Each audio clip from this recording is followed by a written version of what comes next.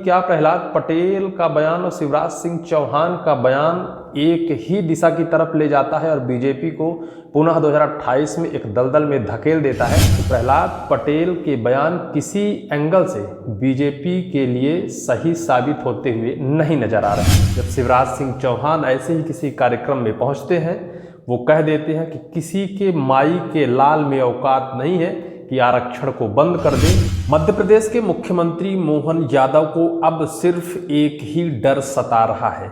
डर सता रहा है कि विधानसभा चुनाव 2018 और 2028 का कहीं एक ही जैसा तो संयोग नहीं है, क्योंकि सन 2018 के विधानसभा चुनाव से पहले शिवराज की सरकार थी और शिवराज सिंह चौहान ने सिर्फ एक छोटी सी गलती की थी, जिसका खामियाजा ये देखने को मिला था कि 2018 के विधानसभा चुनाव में कांग्रेस ने हाथ मार लिया था, कमलनाथ की सरकार बन गई थी।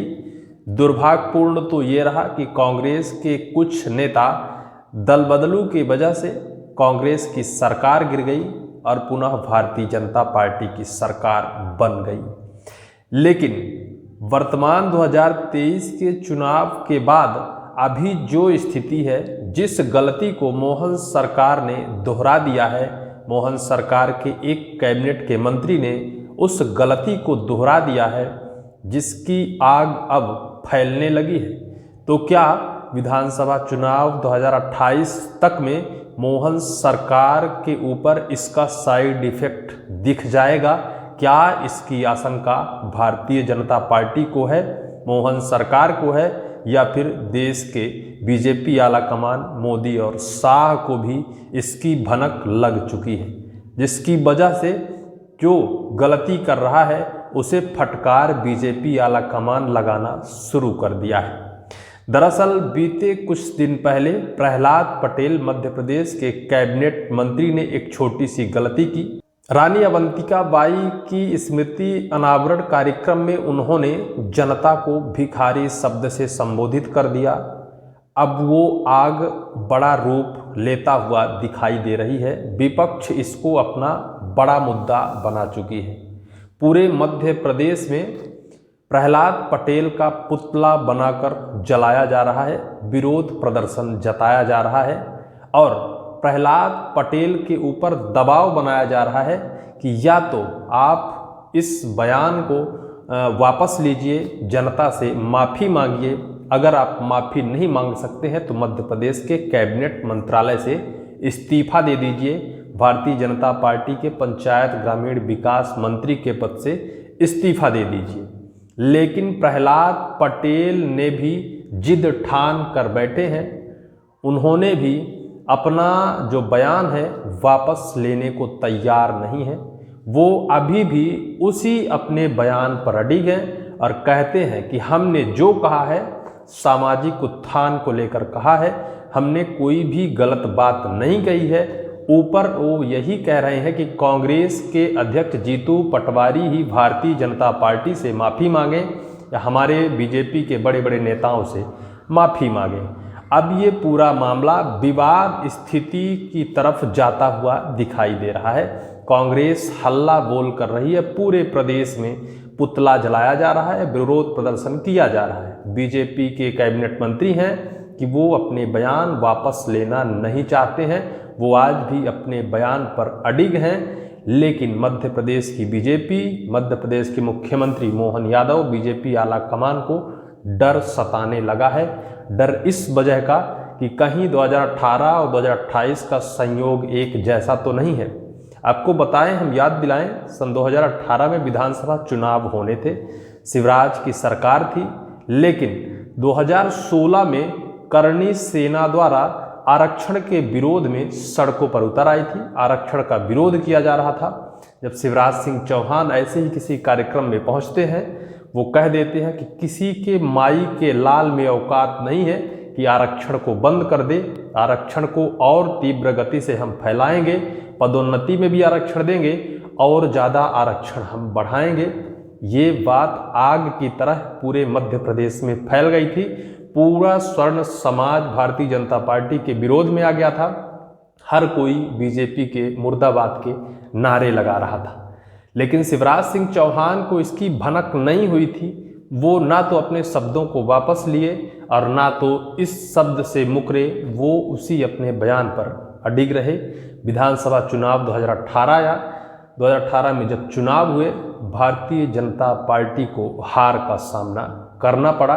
विपक्ष यानी कांग्रेस की सरकार 2018 में बन गई थी। दुर्भाग्यपूर्ण रहा कि कुछ नेता दल बदलने की वजह से पुनः कांग्रेस की सरकार गिर गई, बीजेपी की सरकार बन गई। लेकिन अब वर्तमान के हालात 2018 जैसे हो गए हैं। मध्य प्रदेश की मोहन सरकार के कैबिनेट के मंत्री प्रहलाद पटेल का बयान अब आग की तरह पूरे मध्य प्रदेश में फैल गया है।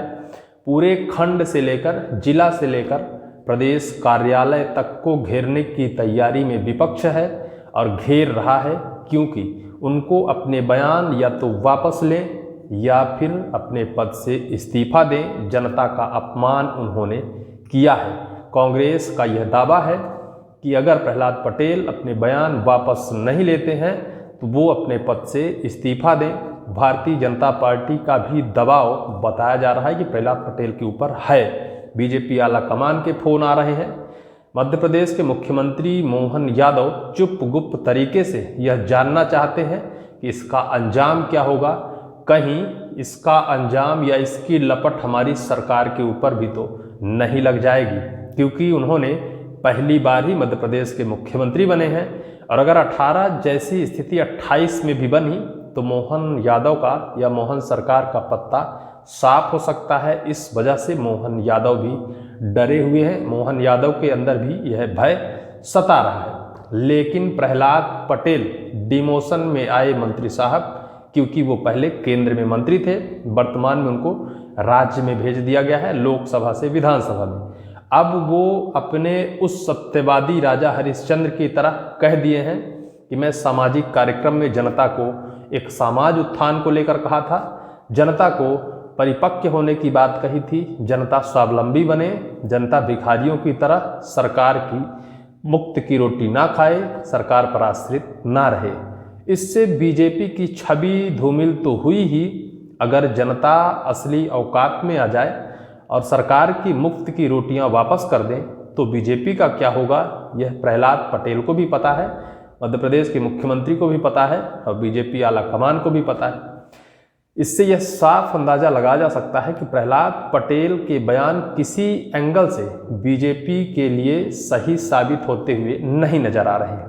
अब बीजेपी के लिए कोई रास्ता दिखाई ना देता देख शायद बीजेपी के प्रहलाद पटेल अपने पद से इस्तीफा दें, बीजेपी को स्वच्छ छवि या फिर बीजेपी ही उनको कोई दिशा निर्देश दे, उनके लिए कोई पनिशमेंट तैयार करे और उन्हें पनिशमेंट दे। ये तो वक्त ही बताएगा। लेकिन जो स्थितियां हैं, जो समय के चक्र चल रहे हैं, वो कहीं ना कहीं बीजेपी के पक्ष में नहीं दिखाई दे रहे हैं।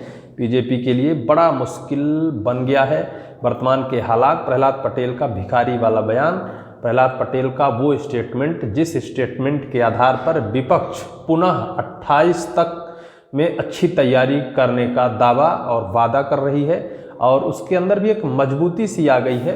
वो भी कार्यकर्ता इस टाइम पर सक्रिय हो गए हैं जो कहीं मुरझाए और सोए रहते थे। अब देखना ये होगा कि क्या प्रहलाद पटेल का बयान और शिवराज सिंह चौहान का बयान एक ही दिशा की तरफ ले जाता है और बीजेपी को पुनः 2028 में एक दलदल में धकेल देता है, या फिर शायद कुछ बीजेपी इससे पहले ही कोई तोड़ निकालकर और इससे बच सके और 28 के अपने विधानसभा चुनाव को संभाल सके। ये तो वक्त पर ही साफ होगा।